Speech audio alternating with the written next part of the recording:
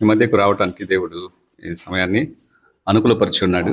వాస్తవంగా నేనైతే వ్యక్తిగతంగా రావాలని అనుకున్నాను, కానీ ఇప్పుడు కూడా సందర్భాన్ని దేవుడు ఆ విధంగా అనుకూలపరిచినాడు. కాబట్టి ప్రత్యేకంగా ఈ సమయాన్ని దేవుడు ఇచ్చినందుకే దేవునికి నిండు వందనములు తెలియపరుస్తున్నాను. అలాగే మీ సంఘంలో ఉన్న బిడ్డలందరికీ కూడా నిండు హృదయపూర్వక కృతజ్ఞతలు తెలియపరుస్తున్నాను. మనము ఇప్పుడు వాక్య భాగంలోకి వెళ్దాం. రోమాపత్రిక 8వ అధ్యాయము. రోమాపత్రిక 8వ అధ్యాయము కొన్ని భాగాల మధ్యకు మనము వెళ్ళి 2వ సెషన్ పూర్తి చేయగలుగుతూ వస్తాం. రోమాపత్రిక 8వ అధ్యాయంలో మనకు ఇక్కడ 28 ఇక్కడ చూసినట్లయితే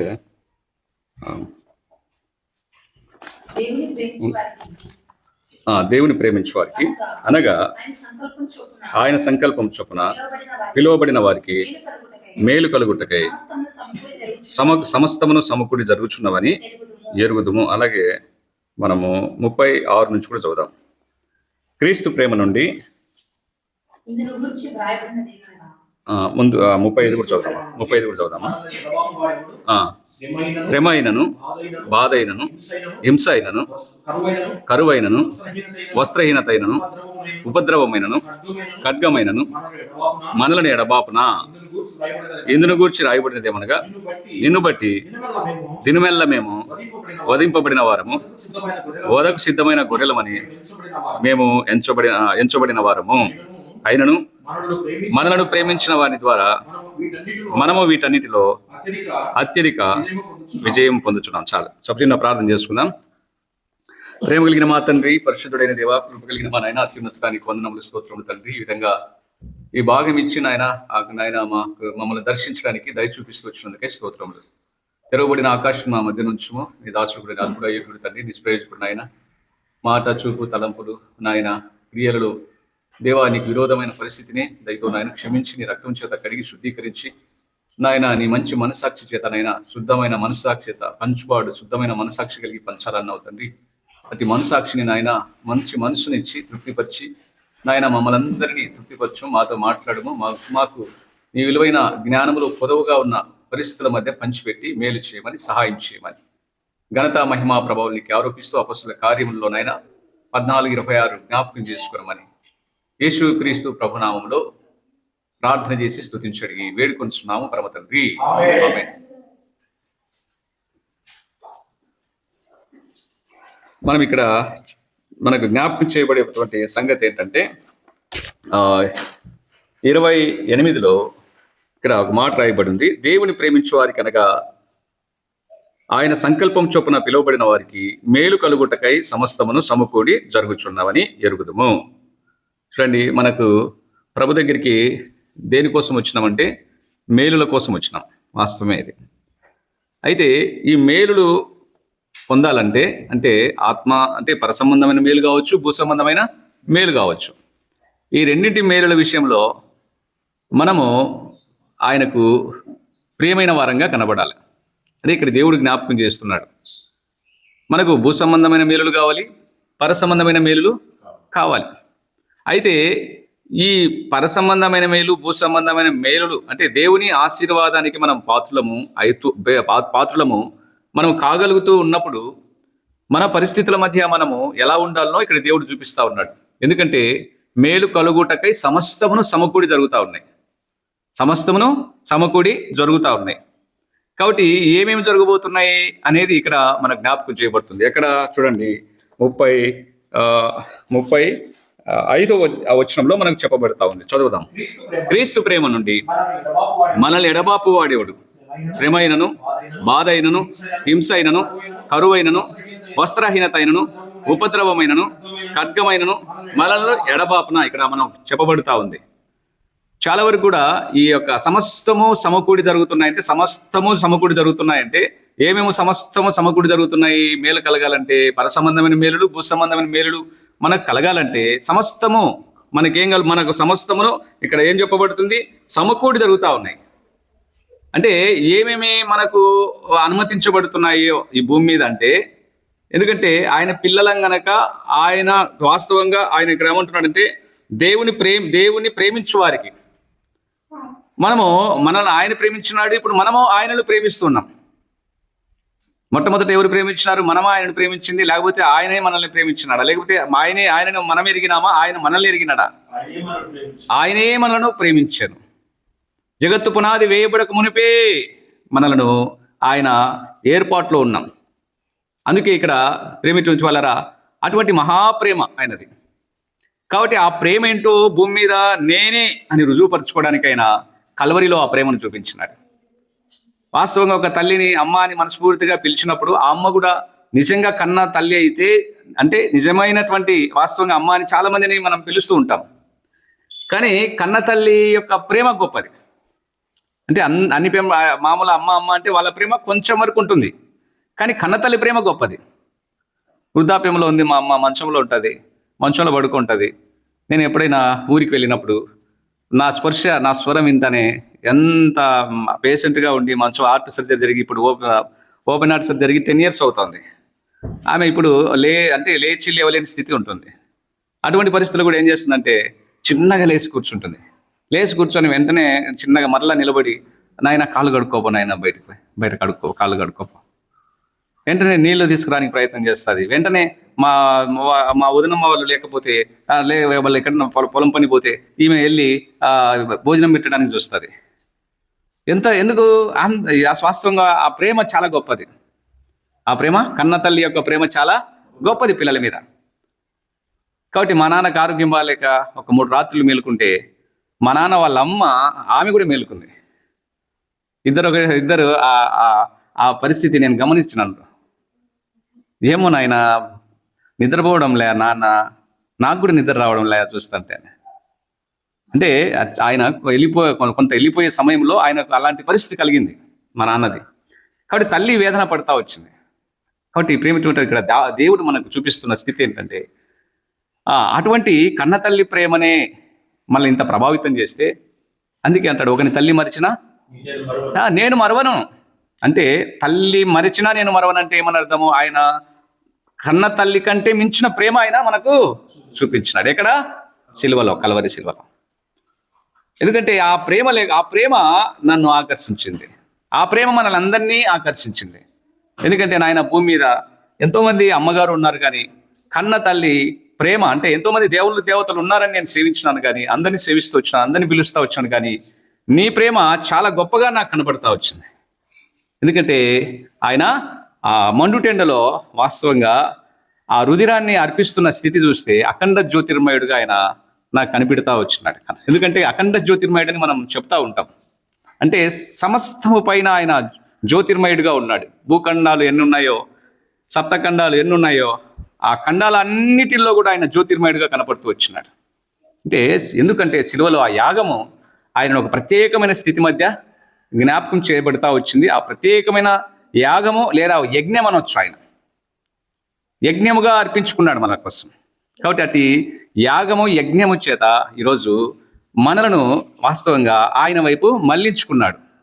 ఆయన బలిదానం వైపు మళ్లించుకున్నాడు, ఆ మహాప్రేమ వైపు మళ్లించుకున్నాడు. లేకపోతే నేను ఇంకా పశువుల రక్తాన్ని, కోళ్ళ రక్తం బలులు అర్పించి ఈ బలి రక్తము చేతనే నా దోషములు వెళ్ళిపోతున్నాయి, ఈ బలి రక్తము చేతనే మా ఇంటి దోషాలు కావచ్చు, ఇంకా ఏ దోషాలు ఉన్నాయో ఆ దోషాలన్నీ కూడా పోతున్నాయని చెప్పి ఇంకా యాటలు అంటారు కదా, అవి కొడుతూ ఉండేటువంటి స్థితి. సరే, ఇప్పుడు మన జ్ఞాపకం చేయబడేటువంటి పరిస్థితి ఏంటంటే ఆ ప్రేమలో మనలా కన్నాడు, ఆయన కొన్నాడు. విలువైన ప్రేమ అంటే రక్తం అనేది ఈ భూమండలి మీద ఒక నరుని రక్తం చాలా విలువైంది. పశుపక్షాదుల రక్తం కంటే నరుని రక్తం చాలా విలువైనది. ఆ రక్తంలో ప్రాణం ఉంది. అయితే అటువంటి రక్తాన్ని శ్రేష్టమైన రక్తముగా ఆ పరమాత్ముడే మన కోసం అర్పించి ఈ సర్వ కర్మల నుంచి మనల్ని విడుదల కలిగించి ఆయన ఈరోజు మనలో ప్రత్యేకమైన స్థితి మధ్య జ్ఞాపకం చేసుకొని మనకు ఒక నిర్దిష్టమైనటువంటి విశ్వాసంతో కూడిన నిరీక్షణనిచ్చి ఈరోజు మనలను ఏం చేస్తూ వచ్చినాడు? తన భక్తులుగా చేసుకున్నాడు, తన పిల్లలుగా చేసుకున్నాడు. చూడండి, మనము ఎట్లా ఆయన దగ్గరికి ఎందుకు వచ్చినామో కూడా ఏ భక్తం మంది అక్కడ చెప్తున్నాడు. తీతుపత్రిక చూడండి. తీతుపత్రికలో ఇక్కడ మన భక్తి ఏంటో వాస్తవంగా మనం ఏమనుకుంటుంటామంటే మన భక్తి ఈ భూ సంబంధమైన మేలుల కోసమేనేమో అనుకుంటుంటాం, పర సంబంధమైన మేలు తర్వాత అనుకుంటుంటాం. కానీ ఇక్కడ తీతుపత్రికలో ఇక్కడ మనం చూస్తే చూడండి, ఇక్కడ అపోస్తలుడైన పౌలు చూడండి, తీతుకు రాసిన పత్రికలో 1వ అధ్యాయంలోనే మనకుంది. చూడండి, 1వ వచనం చదవండి.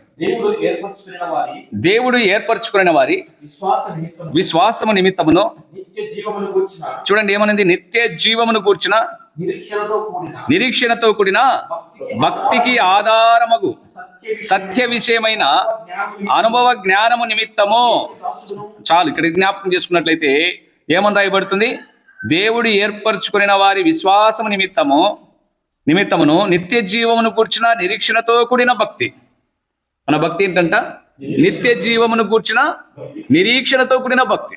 అది ఇక్కడ చెప్తున్నది. మత భక్తి కాదు మంది కులభక్తి కాదు, మత భక్తి అసలు కాదు. ఏ భక్తి మంది? నిరీక్షణతో కూడిన భక్తి, నిత్య జీవమును కూర్చిన నిరీక్షణ. అది కూడా నిత్య జీవం అంటే ఏంటి? మోక్షం. అదే చాలా మంది కూడా నిత్య జీవం కోసమే ఎన్నో విధాలైనటువంటి భక్తి ప్రయాసాల్లో ఉన్నారు. ఎంతో భక్తి ప్రయాసాలు చూస్తే కొన్ని వందల కిలోమీటర్లు, వేల కిలోమీటర్లు కూడా నడిచేవారు ఉన్నారు ఆ భక్తి కోసం. దేనికోసము అంటే, అయ్యా నాకు భూ సంబంధమైన మేలులు నాకు అవసరమే లేదు, నా ఊపిరి వెళ్ళే లోపల నేను ఆ పరమపదం చేరాలి. ఎందుకు వచ్చినారేమో భూమి మీదకి? ఈ మాయలోకంలో ఉన్నాను, ఈ మాయలోకంలో నుండి నేను విడిపింపబడి, ఇదిగో నాయన నేను అన్నిటిని త్యజించుకొని నేను బయటకు వచ్చినాను. ఇదిగో నా ప్రయాణం అంతా కూడా కొనసాగింపబడతా ఉంది. ఇదిగో నాయన ఈ ఆత్మ ప్రయాణంలో చివరికి నాయన నేను చేరవలసిన గమ్యాన్ని నాకు చేర్చు. ఈ దేహం మట్టి, ఏ రోజైనా నా నుంచి విడిపోతుంది. చివరికి నా జీవి లోపల ఉండేటువంటి ఆత్మ నీ యొద్దకు రావాలి. ఇది నా భక్తి. అంతకుమించి నేను భూ సంబంధమైన మేలుల కోసమై నేను ఇవన్నీ త్యజించుకొని రావాల్సిన అవసరం లేదు.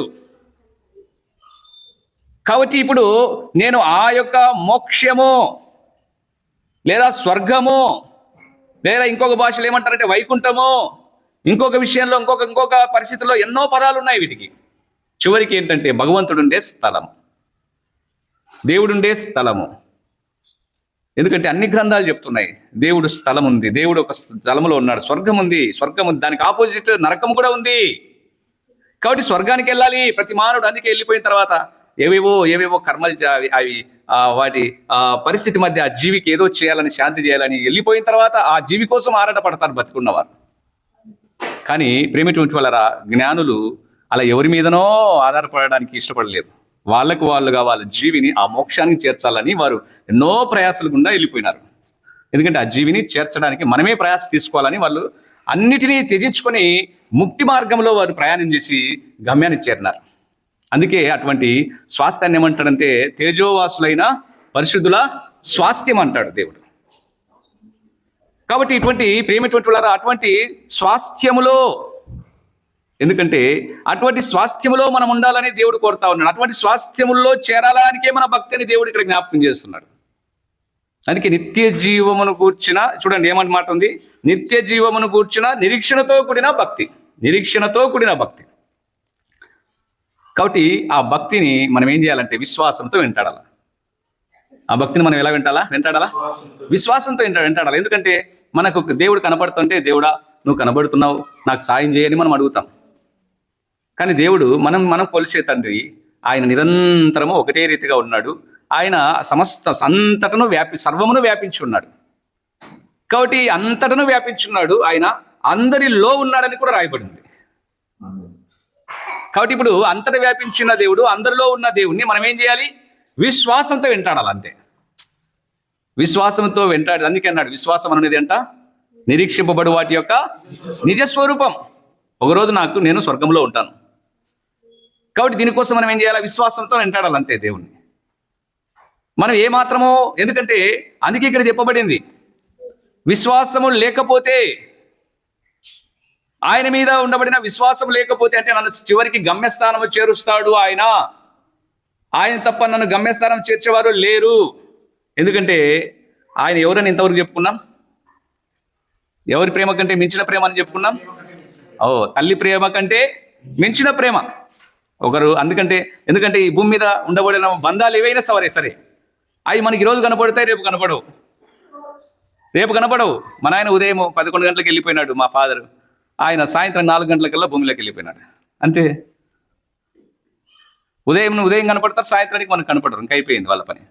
అంటే బంధాలు అనేటివి అశాశ్వతము. బంధాలు అనేటువంటివి అశాశ్వతమైనవి. కాబట్టి శాశ్వతమైన బంధము, నిరంతరం ఉండే బంధము, ఈ భూమండలం మీద మనకు అటువంటి బంధము ఎవరిలో కనపడింది? మనకు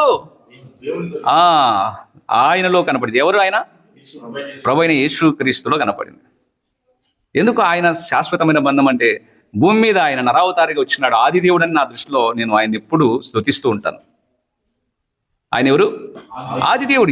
ఏ విధమైన భాష? ఆది బ్రహ్మను అని అంటుంటారు, రకరకాలుగా ఎన్ని మాట్లాడుకున్నా చివరికి సర్వేశ్వరుడు అంటుంటాం. కాబట్టి ఆ సర్వేశ్వరుడే ఈ భూమి మీదకి, ఆది దేవుడే ఈ భూమి మీదకి ఆయన ఒక ఉద్దేశం, ఒక ప్రణాళిక కోసం వచ్చినాడు భూమి మీదకి. నర అవతారంలో వచ్చినాడు, నరుడు కాదు ఆయన. అందుకే ఆయనను రక్షకుడు అని పిలిచినారు. ఎవరిని? ఆది దేవుణ్ణి. ఆది దేవుణ్ణి ఏమని పిలిచినారు? రక్షకుడు అని పిలిచినారు. ఆ రక్షకుడు అనే పదానికే ఏ భాషలో యేసు అని పేరు పెట్టినారు? హిబ్రూ భాషలో ఏమని పేరు పెట్టినాడు? యేసు. ఆయన యేసు. యేసు అనగా రక్షకుడు, క్రీస్తు అనగా అభిషిక్తుడు. అంటే ఆయనకు ఇంకా ఆయన నరరూపములో ఉన్నాడు. ఆయన రూపము లేదా ఆయన యొక్క స్వభావము, ఆయన వ్యక్తిత్వము ఇంకా ఏ పుట్టబోయే నరుడిలో కానీ, అంతకుముందు పుట్టినవారు కానీ ఎవరిలో లేదు ఆయన. అంటే అటువంటి స్వభావం, ప్రత్యేకమైన స్వభావంతో ఆయన భూమి మీదకి వచ్చినాడు. ప్రత్యేకమైనటువంటి జీవితంతో ఆయన భూమి మీదకి వచ్చినాడు. కాబట్టి ఆయనలాగా స్వచ్ఛమైన జీవితము ఆయన పుట్టక ముందు పుట్టిన నరులలో ఎవరిలో లేదు, ఆయన పుట్టిన తర్వాత పుట్టిన నరులలో ఎవరిలో లేదు. అంటే అంత స్వచ్ఛమైనటువంటి, ఒక విధంగా చెప్పాలంటే దైవాంశ సంభూతుడు అంటారు. ఏమంటారు ఆయనను? దైవాంశ సంభూతుడు. అందుకే ఆయన అదృశ్య దేవుని స్వరూపము అని చెప్పి కూడా రాయబడింది మన గ్రంథంలో. అదృశ్య దేవుని స్వరూపం ఆయన. కాబట్టి అటువంటి అదృశ్య దేవుని స్వరూపములో మనకు భూమి మీద ప్రత్యక్షపరుచుకొని ఆయన మనందరి కొరకు తన కాలమును అనుసరించి మనందరి కోసం ఏమైనాడు? ప్రాణం ఇచ్చినాడు. కాబట్టి ఆ ప్రేమ మనల్ని ఏం చేసిందంటే, ఈ భూమి మీద ఇదిగో నా కోసం ప్రాణం ఇచ్చినాడు ఆయన. నా కోసమే ఆయన రక్తం ఇచ్చినాడు. ఎందుకంటే మన వేదములో ఉంది ఆ శ్లోకం, సర్వపాప పరిహారో రక్త ప్రోక్షణం ఆవశ్యకం, తద్ రక్తం పరమాత్మేన పుణ్యదాన బలియాగం. కాబట్టి సర్వపాపములకు పరిష్కారం పొందాలంటే ఖచ్చితంగా రక్తం కావాలి. అయితే ఆ రక్తము పరమాత్ముందే ఉండాలి. ఆ రక్తము సాక్షాత్తు ఆది దేవుడిదై ఉండాలి. ఆది దేవుడే నరరూపంలో వచ్చి మన కోసం అర్పించి ఉండాలి. కాబట్టి ఎవరైనా సరే భూమి మీద చివరికి ఈ లోకంలో ఎన్నో రకాలైనటువంటి ఉన్నాయి పరిస్థితులు, కానీ ఎన్ని అంతరాలు ఉన్నా చివరికి మానవుడు పైకి చూస్తూ ఉంటాడు. పైన ఎంతమంది కనపడతారు? ఒక్కరే కనపడేది పైన. భూమి మీద చూస్తే చాలా మంది కనపడతారు. కాబట్టి పైకి చూస్తారు. రైతు పొలం విత్తనం వేయడానికి పోతే ఆ మొదటి పిడికిడి గింజలు ఇట్లా పట్టుకొని పోస్ట్ ఎక్కడ చూస్తాడు? పైకి చూస్తాడు, నాయనా అంటాడు. భూమి నెరలు కొట్టింటే ఎక్కడ చూస్తాడు? పైకి చూస్తాడు, నాయనా అంటాడు. పంట కోసేటప్పుడు మోడం ఉంటే ఎక్కడ చూస్తాడు? పైకి చూస్తాడు, అయ్యా కొంచెం ఓపిక పట్టున్నాను అంటాడు. కాబట్టి ఉండగానొక్క ఒక్క పరమాత్ముడు, ఒక్క దేవుడు, ఆది దేవుడిని మనం ఎలాంటి భక్తితో చేస్తున్నామంటే, ఎలాంటి ఆయనను ఏ విధంగా మనం సేవిస్తున్నామంటే విశ్వాసంతో సేవిస్తున్నాం. ఆయన ఏ విధంగా సేవిస్తున్నాం? విశ్వాసంతో సేవిస్తున్నాం. మనకు పై కనబడుతుంటే ఇదిగో కనబడుతున్నాడని చెప్పి మనము ఒక రూపంలో తయారు చేసుకుంటే మనము ఆయన ఇక్కడే ఉన్నాడేమో అని చెప్పి ఇంత మటుకే చూసేవాళ్ళం. కానీ ఆయన ఇప్పుడు ఎక్కడున్నాడని మనం ఇంతవరకు చెప్పుకున్నాం? అంతటను వ్యాపించున్నాడు, సర్వమును వ్యాపించున్నాడు, అందరిలో ఉన్నాడు, అంతటా ఉన్నాడు ఆయన. కాబట్టి అటువంటి సర్వేశ్వరుని యొక్క భక్తిలో మనం ఎక్కడికి వెళ్ళాలనో, ఆయన దేనికోసం వెంటాడుతున్నామో మనం ఒకసారి జ్ఞాపకం చేసుకుంటే, మనము ఈ భూ సంబంధమైన వాటి విషయమై మనం వెంటాడుతున్నాం అనుకుంటే అంటాడు, ఈ జీవితకాలం మట్టుకే.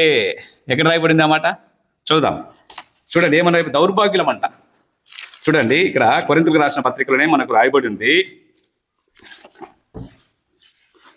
ఎందుకంటే ప్రేమటువంటి వాళ్ళ చాలా వరకు కూడా మన పరిస్థితి అంతా కూడా ఎలాంటి పరిస్థితి అంటే, చాలా మంది కూడా జీవితాలు ఎలా ఉన్నాయంటే, ఏదో మనము తాత్కాలికంగా ఈ భూమి మీద మనం ఆయన్ను సేవిస్తూ బ్రతుకుతూ ఉన్నామని అనుకుంటున్నాము. కానీ ఆయనైతే ఇప్పుడు ఏం చేస్తా ఉన్నాడంటే, అంతటనో ఈ భూమండలం మీద ఆయన అందరినీ గమనిస్తున్నాడంట. ఎవరెవరు ఎలాంటి విశ్వాసంతో మనం జీవిస్తున్నారు. మొదటి కొరింథీ 15లో చెప్పబడతా ఉంది. మొదటి కొరింథీ 15వ అధ్యాయంలో మనం ఇక్కడ జ్ఞాపకం చేసుకున్నట్లయితే, క్రీస్తునందు నిరీక్షణ దర్శించి ఈ జీవిత కాలం మట్టుకే మనం క్రీస్తునందు నిరీక్షించు వారమైన ఎడలా 19వ వచనంలో రాయబడింది, ఈ జీవిత కాలం మట్టుకే మనము క్రీస్తునందు నిరీక్షించు వారమైన ఎడలా మనుషులందరికంటే దౌర్భాగ్యులమై ఉందుము. ఈ జీవిత కాలం మట్టుకే, ప్రాణం ఉన్నంత వరకే నేను బతుకుతే చాలు, ఆయన ఉంటే నాకు మేలు చేస్తాడు, ఆయన ఉంటే నాకు సాయం చేస్తాడు, ఆయన ఈ జీవితకాలం మట్టుకే, ఈ జీవితకాలం మట్టుకే అనుకుంటే ఏమని అంటారు? రాయబడింది ఇక్కడ మనుషులందరికంటే దౌర్భాగ్యం. అందుకంటే మన దగ్గర అత్యున్నతమైనటువంటి దేవుని కృపను మనం వెంట పెట్టుకొని కూడా లాస్ట్కు ఆ బుద్ధి లేని కన్నికల లెక్క మనం మిగిలిపోతాం. నూనె లేకుండా వాళ్ళు వచ్చినారంటే కారణం నూనె లేదా వాళ్ళ ఊర్లో? వాళ్ళ ఊర్లో నూనె లేదమ్మా, మిగతా 5 మంది దగ్గర నూనె ఉంది, వాళ్ళకు దొరికిన నూనె వాళ్ళకు దొరకదా? ఎందుకు దొరకలేదు వాళ్ళకి? నిర్లక్ష్యం, అవిధేయత, లేదంటే ఆ విశ్వాసంలో కొరత. ఎప్పుడో వస్తాడు రాని, వచ్చేంతవరకు ఇది సరిపోతుందిలే, ఏం అవసరం, మన జీవితకాలం మటుకు చాలు. ఎంత సమయం వరకు చాలు అంటే 9 గంటల నుంచి 9 గంటలకు వాళ్ళు పోయి ఎదురు చూసినారు, 10, 11, 12, 3 గంటలు చాలు. పనికి పోతే మనం ఎన్ని గంటలు చేయాలా? 6 గంటలు చేయాలా? మరి నూనె తీసుకుపోయేటప్పుడు కనీసం మనం పనికి పోతే 6 గంటలు జీతం, 6 గంటలు చేస్తే కానీ జీతం రాదే. మళ్ళీ 9 నుంచి మనం ఎంతవరకు మెలకాలా? కనీసం 3 గంటల వరకన్నా, ఉదయకాల సమయంలో 3 గంటలన్నా, అంటే టోటల్గా 6 గంటలు అవుతుంది.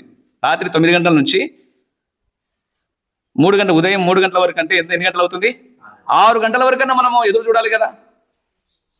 6 గంటలన్నా మనం ప్రయాసపడదాం. ఈరోజు ఎట్టి పరిస్థితులు వస్తానన్నాడు కదా, ఆయన తలుపు తీస్తానన్నాడు కదా. మళ్ళీ కనీసం 6 గంటలన్నా మనము తెలియదా వాళ్ళకి? కానీ ఏం చేస్తారంటే వస్తాడు లేకుంటే లేదు, ఏదో నిర్లక్ష్యంతో వాళ్ళు ఆ నూనెను కొంతవరకు, ఇది 12 గంటల వరకే తీసుకుపోయినట్టుంది, 12 గంటల వరకు ఆ విధంగా నూనెను పోసుకుంటూ వచ్చారు, అయిపోయింది. ఇప్పుడు ఆలోచన చేసినారు, అయ్యో అంటే వాళ్ళు ఏం చేసినారు? మిగతా వాళ్ళు సరిపోదమ్మా, మేము మీకు ఇచ్చినాం అనుకో, ఆయన ఒకవేళ 1:30కు వచ్చినాడంటే సరేలే పర్వాలేదులే, మీకు మాకు సరిపోతుంది అనుకోవచ్చు. ఆయన 3 గంటలకు వస్తే అప్పుడు మీకైపోయా మాకైపోయా, మేము రాము మీరు రారు.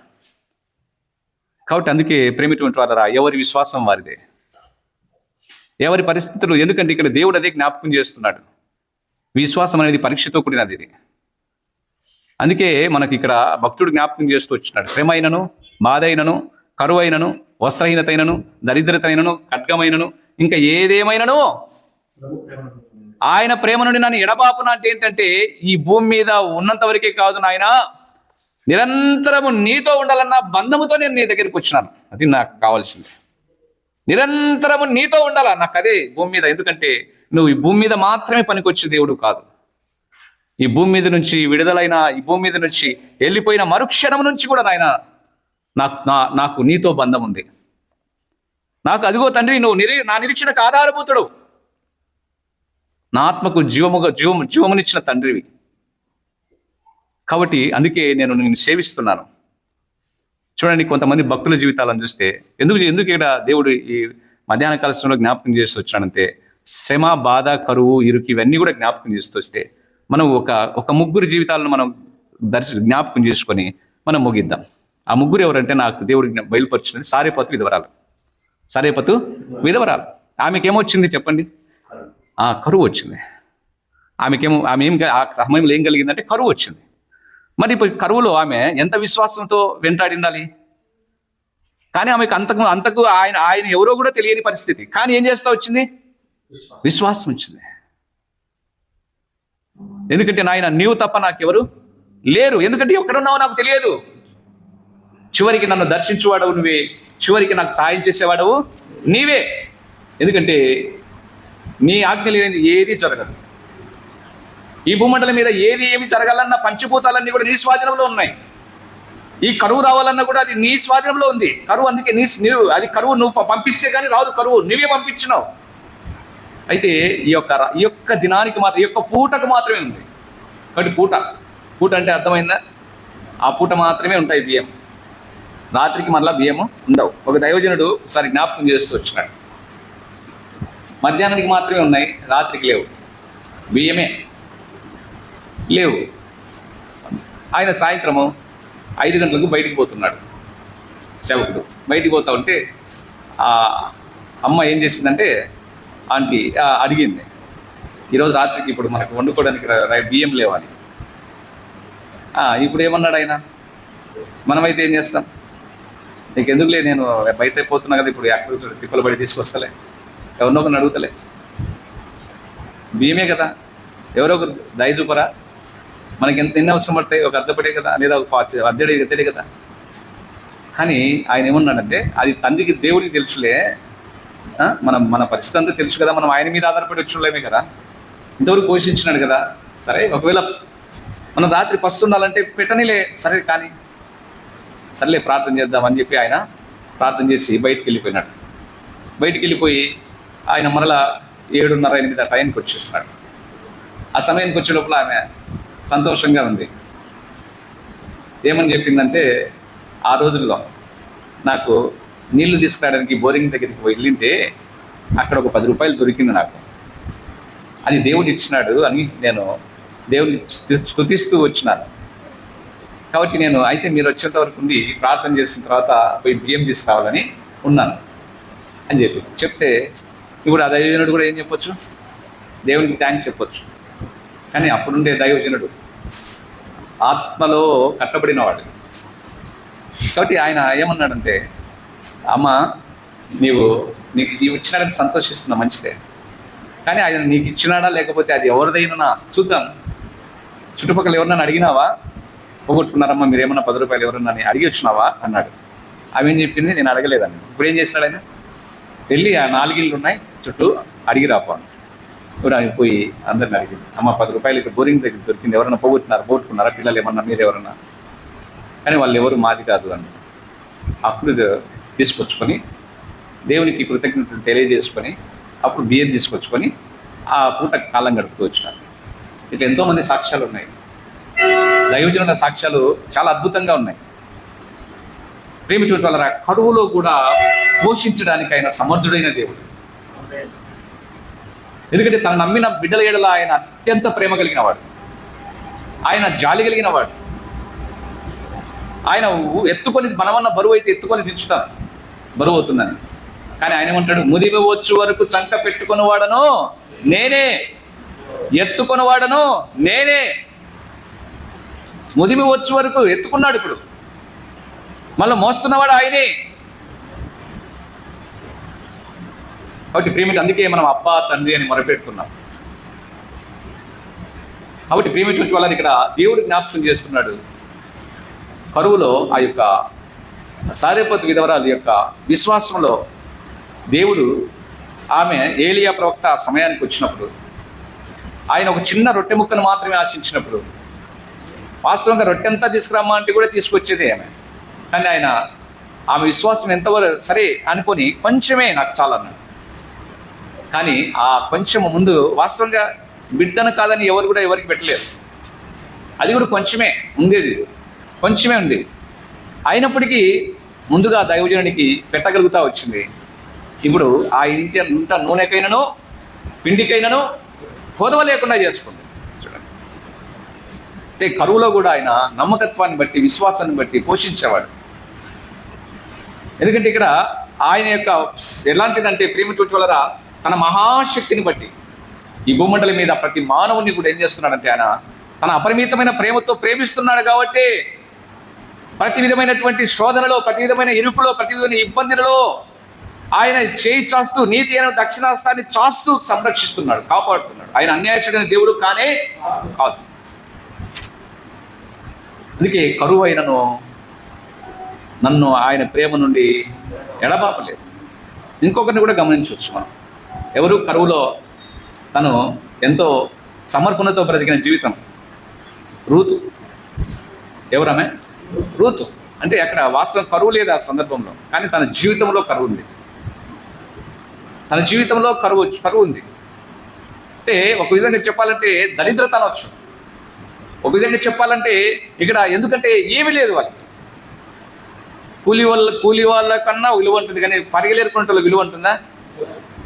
కూలి వాళ్ళన్నా నేను కూలికి వచ్చిన, నాకు దగ్గర సామర్థ్యం ఉంది, చేస్తాను, నాకు కూలి నాకు ఇవ్వు అని ఇప్పించుకొని పోతారు. కానీ పరిగెలేరుకునే వాళ్ళంటే ఆ కూలి పని కూడా రానటువంటి వారు. అందుకే వాళ్ళు ఏం చేస్తారంటే అక్కడక్కడ పరిగెలేరుకోవడం అంటే ఎంతో ప్రయాస. పొలమంతా తిరగాలి, అక్కడొక్క కర్ర ఉంటుంది, ఆ కర్రలన్నీ ఎరుకోవాలి, అన్ని దుల్లగొట్టుకొని తీసుకొచ్చుకోవాలి. ఒక విధంగా చెప్పాలంటే ఇంతకుముందు నేను ఆ పరిగెలేరుకునే వాళ్ళని చూస్తూ వచ్చిన. వాళ్ళు ఒక టవల్ కూడా తీసుకుంటారు, మెత్తనిది గుడ్డ, చాట పొరకంటుంది. ఆ కళ్ళలలో అక్కడక్కడ ఆ తాలు గింజలు అవన్నీ పొట్టుపోయి ఉంటుంది తురుపోయంగా. వాటిని ఎంతో ప్రయాసతో వాళ్ళు మళ్ళా తురుపు పోసుకొని అవన్నీ కళ్ళమంతా ఊడ్చుకొని ఏ గింజలైనా రాకపోతే ఆ బట్టతో గట్టిగా అదిమి చిన్నగా ఆ చాటలో ఎదిరించుకొని ఒక ముల్లె కట్టుకొని తల మీద పెట్టుకొని వచ్చేవాళ్ళు. కాబట్టి ఇప్పుడేమిటి ఉంటారా, ఇలాంటి స్థితి ఎవరికి ఉంది? రూతమ్మకు ఉంది. ఆ పరిస్థితి వచ్చింది. అయితే తను ఎవరి మీద విశ్వాసం పెట్టి వచ్చింది? తన అత్త. ఎందుకంటే ఇక్కడ జ్ఞాపకం చాలా పరిస్థితి ఏంటంటే, ఏదో అత్త వృద్ధురాలు కదా, ఆమెను ఆదరించాలని ఆమె వచ్చినట్టుగా మనకు మొట్టమొదట ఆ స్వభావం కాదు ఆమెది. నీ దేవుడే నా దేవుడు, ఎందుకంటే నేను ఆ దేవుని యొక్క మహాప్రేమను నేను చూసినాను, దేవుళ్ళో ఉన్నటువంటి అనంతమైనటువంటి శక్తిని నేను గమనించినాను, ఆ జ్ఞానాన్ని గమనించినాను. కాబట్టి ఇప్పుడు నేను మోయాబుకు మరలా తిరిగి వెళితే మరలా ఎక్కడో ఒక చోట మురికిలో నేను మునిగిపోవాల్సి వస్తుంది. కాబట్టి నా బ్రతకంతా తేటగా ఉండడానికి నేను నిన్ను వెంబడిస్తున్నాను. నా జీవితాన్ని నేను తేటగా ఉంచుకోవాలనుకున్నాను ఇక నుంచి. దానికోసమే ఆ తేటైన దేవుడు నాకున్నాడు చాలు. ఆ తేటైన దేవుణ్ణి నేను సేవించాలి. ఆత్మలో దేవుణ్ణి సేవించడానికి నేను ఇష్టపడుతున్నాను. విగ్రహం కాదు, నాకు ఆత్మలో దేవుణ్ణి సేవించాలి. ఆ పరమాత్మని నేను విశ్వాసంతో వెంటాడాలి. కాబట్టి నీ బంధము ఆశ్చర్యం. ఎందుకంటే భౌతికమైన బంధాలు ఎంతకాలం ఉంటాయి? ఇంకా ఆమెకి ఎక్కడ ఎవరన్నా తెలిసిన వాళ్ళు ఉన్నారు? ఆ గ్రామంలో బెత్లెహేములో ఎవరైనా తెలిసిన వాళ్ళు ఉన్నారంటే ఎవరు లేరు. ఈమె మాత్రమే ఉంది. ఈమె వెళ్ళిపోతే ఎవరు తర్వాత? నా పరిస్థితి ఏంటి? నాకు దిక్కెవరు? ఏమి లేకపోయినా అత్తతో పాటు వెళ్ళిపోతే మనం ఎలా వెళ్ళాలి? నా సహోదరి బోర్ఫా వెళ్ళిపోతా ఉంది. నా పరిస్థితి ఏంటి? మధ్యలో ఇలాంటి సంకోచాలు కానీ ఇలాంటి సందేహాలు కావచ్చు, ఇంకా పరిస్థితులు ఏమీ దృష్టి పెట్టలేదు. ఆమె కోరుకున్నది ఒకటి, శాశ్వతుడైన దేవుడే నాకు నివాస స్థలం, ఆయనే నాకు నివాస స్థలం. గమ్యం చేరుకోవాలంతే. నాకు ఇచ్చిన శ్రేష్టమైనటువంటి ఇది ఆస్తి, నాకు అదే, ఆ స్వాస్థ్యం అదే నాకు. ఆస్తిని లక్ష్య పెట్టి వచ్చింది ఆమె. కాబట్టి చివరి వెంటాడింది, అత్తతో పాటు వచ్చేసింది. ఆమె భక్తిలో విశ్వాసంలో ముందు కొనసాగిపోయింది. అత్తలోనే దైవాన్ని చూసింది. ఆమె చెప్పిన మాట కట్టుబడి ఉంది. పరిగెలేరుకోమనంటే ఏరుకుంటా పోతుంది. ఆయన బోయాజు కూడా చూస్తూ వచ్చినప్పుడు ఆయన చెప్పే మాటలు కూడా, కుమారి చెబుతూ ఉన్నప్పుడు కూడా ఆమె ఆలకించింది. ఆయన చెప్పినట్టు ఉంది, అత్త చెప్పినట్టు వింటా ఉంది. ఎలా తన జీవితాన్ని పెట్టుకుంది? క్రమంలో పెట్టుకుంది జీవితాన్ని. తన జీవితాన్ని ఒక శ్రేష్టమైన స్థితి మధ్య కాపాడుకుంది. యవనస్తురాలే, భర్తను కోల్పోయిన స్త్రీ. కానీ తన జీవితానికి, తన బ్రతుకుకు ఆధారము ఎవరని తలంచింది? ఓ నా పరమాత్ముడే, ఆయనే నా బ్రతుకు, నాకు ఆయన తప్ప నాకెవరు లేరు, నేను అనాథను కాను ఆయన ఉన్నంత వరకు. ఆయన నన్ను పోషించే దేవుడు, ఆయన నన్ను ఆదరించే దేవుడు. అందుకే ఆయన నిన్ను తప్ప నేను ఎవరినీ సేవించలేను. కాబట్టి ఆయన వైపు గురి కలిగి ముందుకు కొనసాగింది. దేవుడు ఏం చేస్తూ వచ్చాడు? ఒక చక్కటి దారి చూపించి ఆమె ఉన్న విశ్వాసంలో ఒక శ్రేష్టమైన భద్రతనిచ్చి మరలా తిరిగి తనను ఒక శ్రేష్టమైన స్థితి మధ్య వివాహితగా చేసి ఆమె జీవితాల్లో నుంచి ఒక అద్భుతమైనటువంటి స్వాస్థ్యాన్ని భూమి మీదకి పంపించి ఏం చేస్తూ వచ్చినాడు? దేవుని క్రమములో ఆ యొక్క వంశంలో ఒక మూలమైన భాగంగా చేసుకున్నాడు. ఎవరిని? రూతమ్మను. దేన్ని బట్టి? ఒక శ్రేష్టమైనటువంటి విశ్వాసంతో కూడినటువంటి ప్రయాసలో ముందు కొనసాగిన విధానాన్ని బట్టి ఆమె. అందుకే విశ్వాసము లేకుండా దేవునికి ఇష్టడై ఉండుట అసాధ్యము. కాబట్టి విశ్వాసం ముఖ్యంగా యేసు ప్రభువుని నమ్ముతున్నామంటే నీకు ఏముండాలి? విశ్వాసం ఉండాలి. నిరీక్షింపబడి వాటి యొక్క నిజస్వరూపం. నేను ఒకసారి ఎగ్జామ్ రాసినాను, టీచర్ దానికి హై స్కూల్ పోస్ట్ రాస్తే నేను 10 ఉద్యోగాలు ఉన్నాయి, 5 ఓపెన్లు ఉన్నాయి, నాది 6వది. ఓపెన్లు ఎన్ని ఉన్నాయి? 10 పోస్టులే ఉన్నాయి అక్కడ. డిస్టిక్లో. 5 మాత్రమే ఓపెన్లో ఉన్నాయి, నాది 6వది. అంటే నాతో కట్ అయిపోయింది, నాకు రాలేదు. ఇప్పుడు నేనేమనుకోవాలా? అయ్యా ఎంత పని చేస్తావయ్యా, నాకు లేకుండా చేసినావే. నాకు డైరెక్ట్గా స్కూల్ అసిస్టెంట్ వస్తే నేను ఏదో ఎంఈఓగానో ఇంకొకటి రిటైర్డ్ అయిపోయాడు, ఎంత బాగుండేది. కానీ ఒకేసారి ఆ తీర్మానం చేసుకున్నా, ఓ దేవా ఇది నీ చిత్తము కాదు, నీ ఉద్దేశం కాదు నాయన అంటే మరలా అటెంప్టే చేయలేదు. ఎందుకంటే ఇక్కడ దేవుడు మనకి ఏం చూపిస్తా ఉన్నాడంటే, ప్రేమిటువంటి వాళ్ళరా, ఆయన చిత్తం ఏంటో ఆయన అందుకే దావీదు భక్తుడు కొన్ని పరిస్థితుల మధ్య తను మొట్టమొదటికున్న విశ్వాసం నుంచి కోల్పోయి, మొట్టమొదటికున్న విశ్వాసం నుండి ఆ కోల్పోయిన పరిస్థితుల మధ్య తను 143 కీర్తనలు, అయ్యా నా ఆత్మ క్షీణిస్తూ ఉంది, నా ఆత్మ, చూడండి ఆ మాట చూడండి. ఎందుకు ఆ విధంగా అయిపోతుంది నా ఆత్మ? చూడండి ఆ మాట 143 చూడండి దయచేసి, 143వ కీర్తనలో చూడండి 7వ వచనం చదవండి. యెహోవా నా ఆత్మ క్షీణించుచున్నది, చూడండి త్వరగా నాకు ఉత్తరమిమ్ము, నేను సమాధిలోనికి దిగువారి వలె కాకుండానట్లు నీ ముఖమును నాకు మరుగు చేయకుము అని అంటూ ఇంకొక చోట కూడా ఇక్కడ 4వ వచనం కూడా గమనించండి. నా ఆత్మ నాలో కృంగి ఉన్నది, నాలో నా హృదయము విస్మయముందెను. ఎందుకంటే నా ఆత్మ కృంగిపోతా ఉందయ్యా, ఈ జీవన వ్యాపారములలో నా ఆత్మ కృంగిపోతా ఉంది, నా ఆత్మ చిక్కుకొని ఉన్నది. ఎందుకంటే ఇక్కడ దేవుడు చెప్తా ఉన్నాడంటే, ఈ భౌతికమైనటువంటి వాటి మీద నేను లక్ష్య పెట్టి నా జీవితాన్ని నేను ఇంతవరకు నిస్సారం చేసుకున్నాను, భౌతికమైన మేలుల కోసమే నేను వెంబడిస్తూ వచ్చినాను. కాబట్టి ఆ సుఖము కోసం, ఏదో భౌతికమైన వాటి కోసము నేను ఈ భూమి మీద నేను ఏమైపోయినానంటే, భౌతికంగా నిన్ను ఆ స్థితి మధ్య చూస్తూ వచ్చినాను. నా ఆత్మ ఏమైపోయిందంటే లోపల అది కృంగిపోయింది, నిస్సారమైపోతా ఉంది, నా ఆత్మ క్షీణించిపోతా ఉంది, నా ఆత్మ కృంగిపోతా ఉంది. అందుకే ఓ తండ్రి, ఎందుకంటే ఇంతకాలం ఏమైందో ఏమో కానీ నా ఆత్మ కృంగిపోతే, నా ఆత్మ క్షీణించిపోతే ఇంకా నేను భక్తి చేసి ఏమి ప్రయోజనం? దేనికోసం భక్తి చేయాలి? కాబట్టి ఒకప్పుడు నా ఆత్మకు తోడై ఉన్న దేవుడు ఇప్పుడు కూడా నాకు తోడు కావాలి. ఎందుకంటే చూడండి ఎందుకంటున్నాడు అక్కడ 10వ వచనం చూడండి. నేనే దేవుడు, చూడండి నీవే నా దేవుడవు, నీ చిత్తానుసారముగా ప్రవర్తించుటకు నాకు నేర్పుము, దయగల నీ ఆత్మ సమభూమి గల ప్రదేశమందు నన్ను నడిపించునుగాక. నాకు కావాల్సింది 2 నాయన, నీ చిత్తానుసారంగా ప్రవర్తించడానికి నాకు నేర్పు, నీ చిత్తాన్ని అనుసరించి ప్రవర్తించాలి. తర్వాత 2వది ఇంకొకటి ఏమంటున్నాడంటే, సమభూమి గల ప్రదేశంలో నేను నడవాలి. అంతే, అంటే కష్ట సుఖాలు కలిమి లేములు. మనకు ఒక పాట కూడా ఉంది బైబిల్ పాటల పుస్తకంలో, సుఖ దుఃఖాల యాత్ర కాదా మానవ జీవితమంతా, సుఖ దుఃఖాల యాత్ర కాదా మానవ జీవితమంతా, క్షణం క్షణం రాత్రిలోన, క్షణం దాత్రిలోన, ఆ క్షణము ఈ దాత్రిలోన క్రీస్తే నీ సౌఖ్యము కాదా, సుఖ దుఃఖాల యాత్ర కాదా మానవ జీవితమంతా.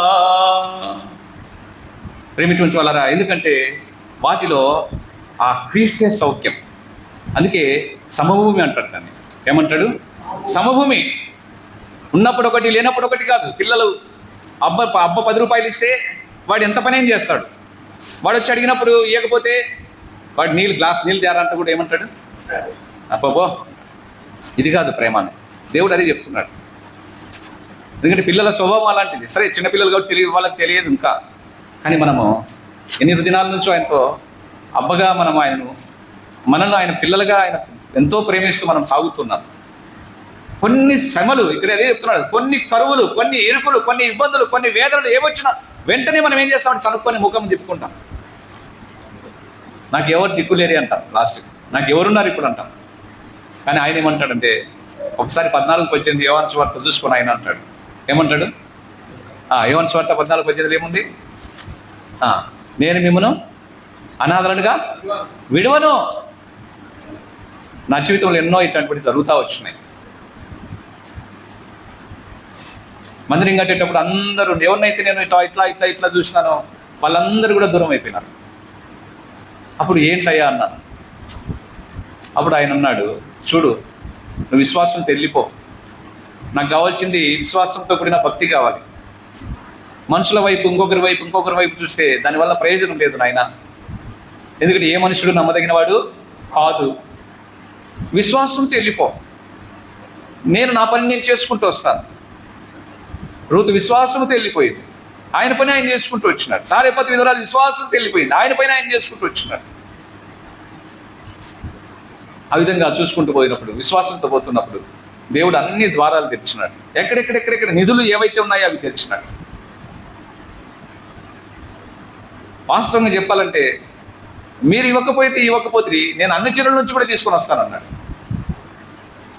చూసినాడు, తన పిల్లలు ఎవరైనా నా రక్తము చేత పాలు పంచుకున్న పిల్లలు, నా రక్తంలో పాలు పొందిన పిల్లలు ఎవరైనా చేయి చేస్తారేమో వారికి అవకాశం ఇచ్చినాడు. కానీ వారి హృదయాలు కఠినమైనాయి.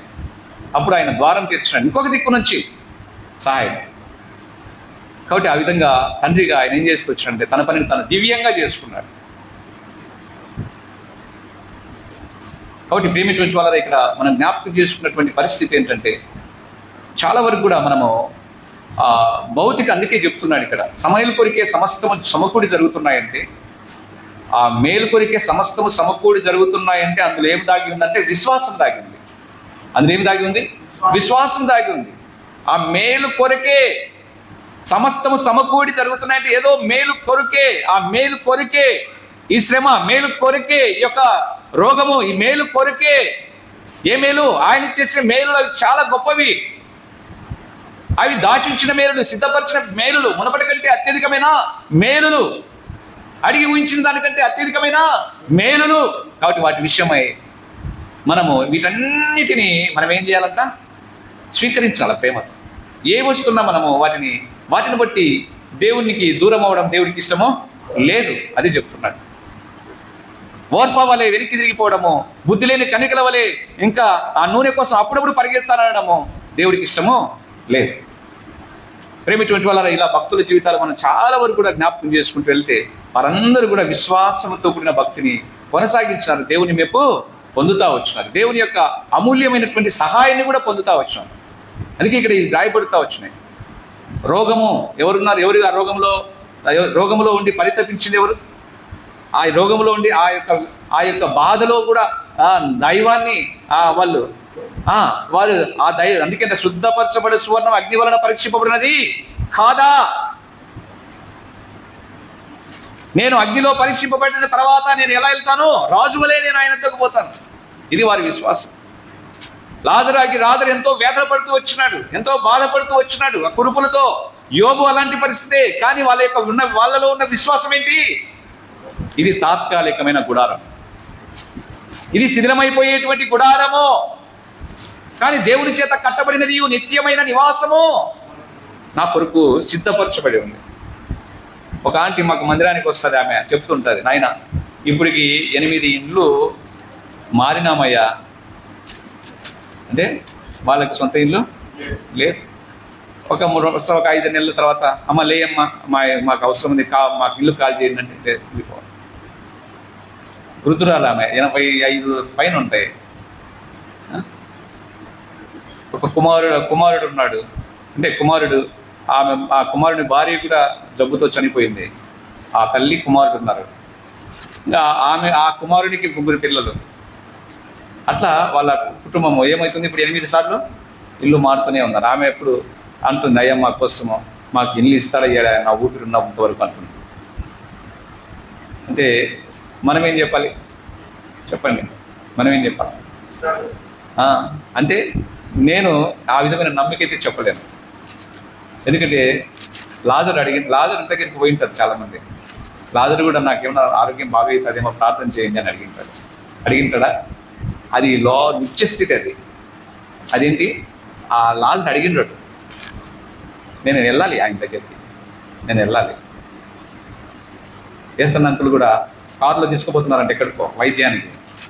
అదే కళ్ళు తెరిచి చూసినాడట, ఎక్కడికి వచ్చినాం అంటే చాలా దూరం వచ్చినాం. వద్దు నాయన, వెనక్కి తిప్పండి, అయిపోయింది టైం. వెనక్కి మీరు ఎందుకు ప్రయాసపడతారు?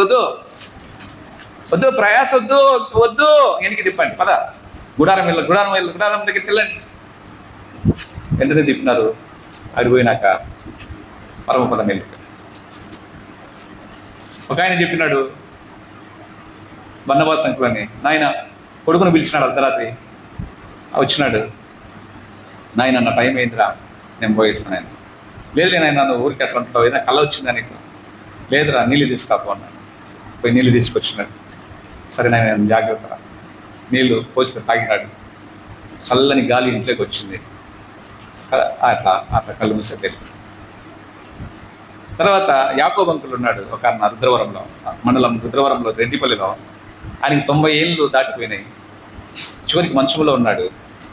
ఆయన ఎవరు కూడా పలకరించే దిక్కు కూడా లేదు. ఇంట్లో మిగతా వాళ్ళు అవిశ్వాసంతో ఉన్న వాళ్ళు సరిగా పట్టించుకోలేదు. పూరి గుడిస, పేదవాడు. ఆయన వెళ్ళిపోయినప్పుడు స్నానం చేపిస్తుంటే ఆయన బాడీ మీద చీమలు ఉన్నాయి, ఎర్రచీమలు. అటువంటి పేదవాడు లాస్ట్కు భక్తిలో తన ధనవంతుడిగా రుజువుపరుచుకున్నాడు. ఆ పూరి గుడిసెలో ఒకవైపు కుక్కిపోయిన ఆ కొట్టం, ఆ యొక్క గుమ్మానికి బ్యాగ్ తగిలించుంది. వెళ్ళిపోయినాడు, ఆ బ్యాగ్ తెచ్చుకున్నాడు. ఎట్లా వెళ్ళిపోయినాడో తెలియదు. తెచ్చుకొని ఆ బ్యాగ్ మీద, ఆ మంచం కూడా కుక్కిది, ఎందుకంటే నేను ప్రత్యక్ష సాక్షిని. అక్కడ ఆ బ్యాగ్ మీద, ఆ మంచం మీద బ్యాగ్ పెట్టినాడు, కింద మోకాళ్ళు పెట్టుకున్నాడు. అలాగే ఆ యొక్క బ్యాగ్ మీద తల వాల్చి ప్రారంభించాడు. ఏంటి జీవితాలు ఇవి? దేనికోసం భక్తి? ఈ భూ సంబంధమైన మేలుల కోసం వాళ్ళు భక్తి చేసి వెళ్ళిపోయినారా? ఇది కాదు. ఆయన స్నానం చేపిస్తూ ఉంటే చీమలు ఏదేయాల్సి వచ్చింది. ఆ బాడీ, ఆ యొక్క పార్థివ దేహాన్ని మోసే భాగ్యము ఈ మొట్టమొదటిగా అంతవరకు నేను ఎవరిని మోయలేదు, కానీ ఆ భాగ్యం నాకు దొరికింది. ఎందుకంటే ప్రేమిటువంటి వాళ్ళ చాలా వరకు ఏంటంటే ఈ జీవిత సాక్ష్యాలన్నీ కూడా